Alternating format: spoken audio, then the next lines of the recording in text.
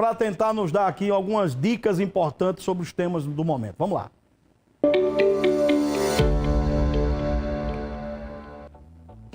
Olha, no mundo atual, onde a busca pelo corpo perfeito se tornou uma obsessão, é essencial entender que a saúde deve sempre vir em primeiro lugar.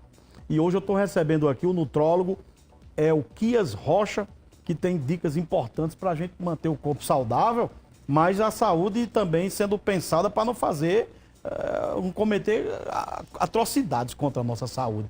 Doutor, bom dia, seja bem-vindo. Bom dia, Nilvan, bom dia a todos que estão em casa, bom dia a toda a produção. E realmente, né, essa busca pelo corpo perfeito, a gente sabe que existe, né? E muitas vezes as pessoas passam por cima de várias coisas que são importantes atrás desse corpo perfeito e acaba até muitas vezes prejudicando a saúde. Qual é a principal dica para quem está pensando, a partir de hoje eu vou mudar? 2025, meu estilo de vida será outro, vou perder peso, vou organizar isso e aquilo. O primeiro passo, qual é? Primeiro ter vontade, né? Depois. Sim. Primeiro é querer, igual você falou. Eu quero. Quando você quer, claro, vai depender de cada caso. Existem casos de obesidade que são crônicas, aquele indivíduo que tem uma obesidade de longo prazo.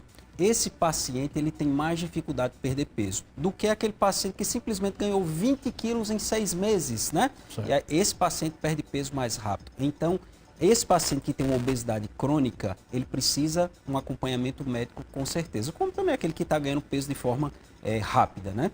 Então, o primeiro passo é procurar uma ajuda médica, porque ele vai verificar todo o processo metabólico, verificar se existe déficit hormonal, verificar se existe um déficit nutricional, entender quais são as causas, claro, controlar a ansiedade, compulsividade, tá? Isso eu falei de forma geral, mas vamos lá. Primeiro passo, procurar fazer uma alimentação que a gente diz o quê? Saudável.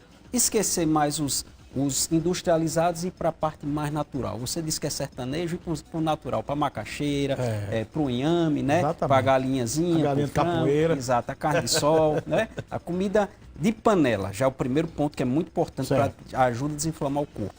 Segundo ponto que eu diria, manter aquele hábito que a gente sabe, o ser humano foi feito para se locomover. Nos primórdios a gente era o quê? Caçador. Então, o ser humano foi feito para se locomover. Já que a gente não caça mais, tudo é carro, para mudar, até a TV é controle remoto, né? Hoje é celular o dia todinho, é tela. Então, manter esse hábito aí de fazer uma atividade física. Pode ser a caminhada, pode ser a musculação, pode ser o crossfit, pode ser... Mas tem que fazer. Mas tem que fazer alguma coisa, né? Terceiro ponto, que é super importante, que é a saúde, quando a gente fala sobre a ausência, que fala o conceito de saúde, não é apenas a ausência de doença. Você é saudável? O camarada faz, sou, porque eu não tenho hipertensão, não tenho diabetes, eu não tenho problema cardiovascular. Então ele diz que ele é o quê? Saudável. Mas a saúde é muito mais além do que isso.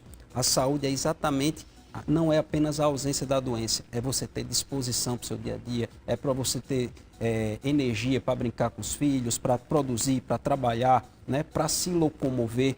Ter uma saúde mental que é super importante, porque se nós não tivermos uma saúde mental, quando vem o estresse, aí cai no processo de depressão, né? Quadro de ansiedade. Então a saúde mental é muito falada, né?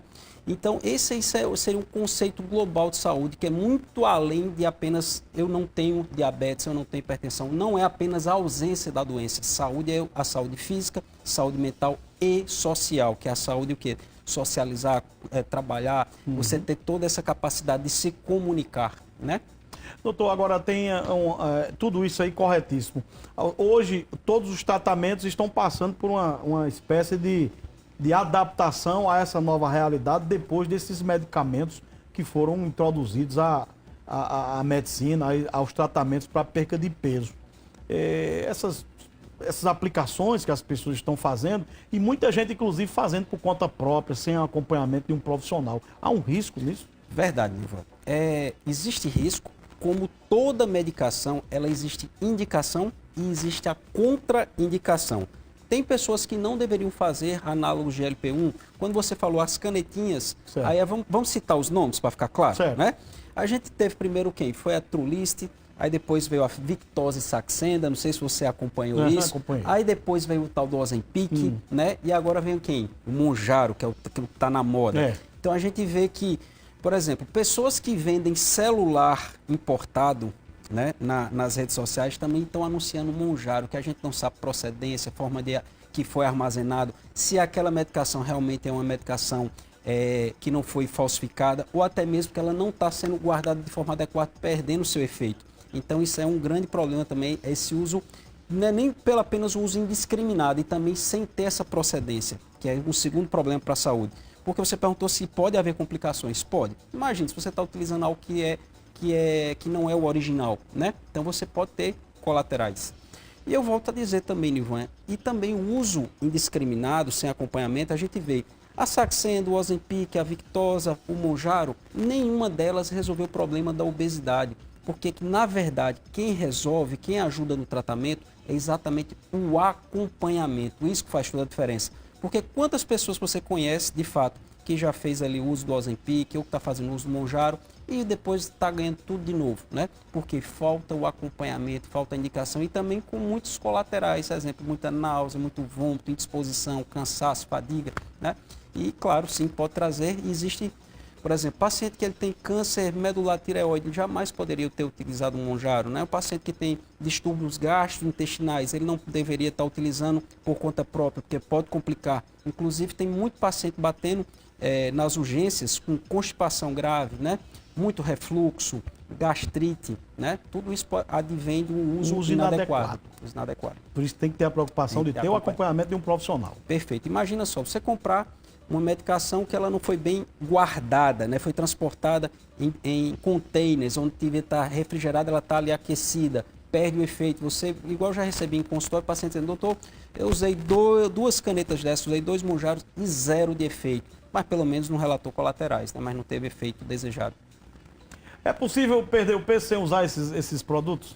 Sim, tudo é possível, porque você tem que entender, o produto, igual você falou, né? A medicação, ela só tem uma finalidade, diminuir o apetite do paciente, como também aumentar o metabolismo do paciente, né? Aumentar a queima Como existem também outras medicações que é para controlar, exemplo, ansiedade. Exato. Se o paciente ele é ansioso, ele come porque ele tira a ansiedade dele no alimento. Se eu só faço um Mounjaro e não controlo essa ansiedade, provavelmente não vai resolver, né? Então você pergunta, sim, é possível, porque emagrecer é igual a déficit calórico. Ou seja, você tem que comer menos do que o seu corpo precisa para sobreviver.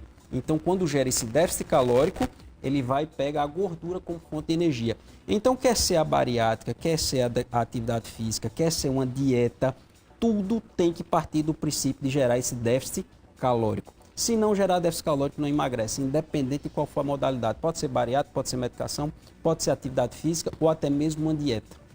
Muito obrigado pela presença hoje aqui, dando essa aula. Espero ter contribuído. E muito. 7h36 agora, vem.